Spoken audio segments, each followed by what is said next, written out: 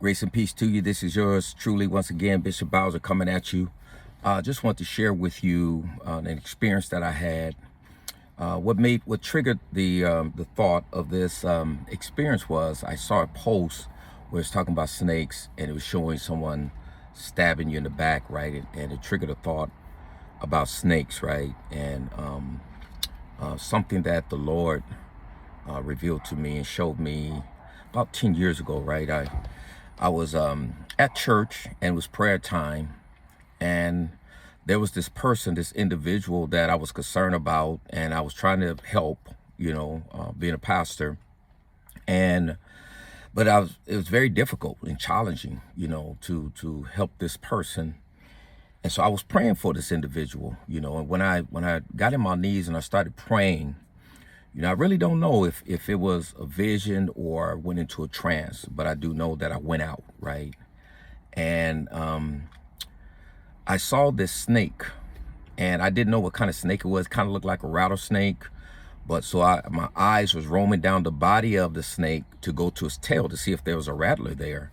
But before I got to the tail, there was a wound on the snake. And so I reached with both my hands to pick up the snake to help it, right? So, oh man, it's wounded.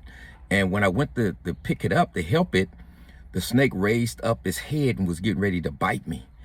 And then I looked at the snake and I said, I know you're not trying to bite me, and I'm trying to help you. And then the words came to me in the vision or the trance and said, you can't help a snake. And I tied that into the individual that I was trying to help, but at the same time, I was like, well, maybe Lord is trying to show me something else. Maybe it's not this person, because God most definitely wants me to help people.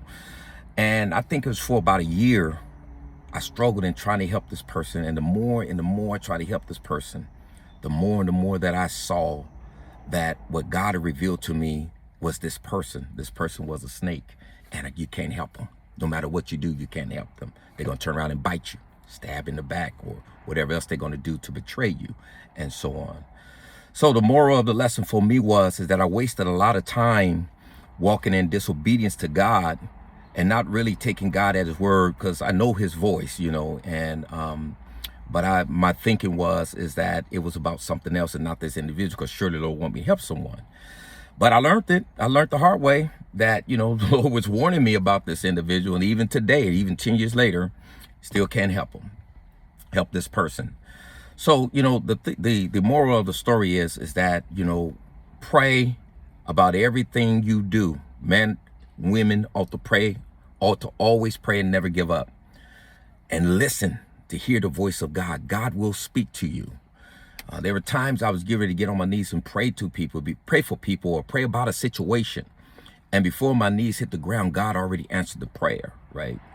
There's another time where I prayed and God said no, I believe, but I really didn't get an answer. So I was hurt and disappointed because God didn't move for me in this situation. And it was about 10 years later that God showed me that if he'd have answered the prayer 10 years ago of what I wanted, I would have been in a mess 10 years later. He showed me that, and I thanked him for that. So you got to always trust God. You got to always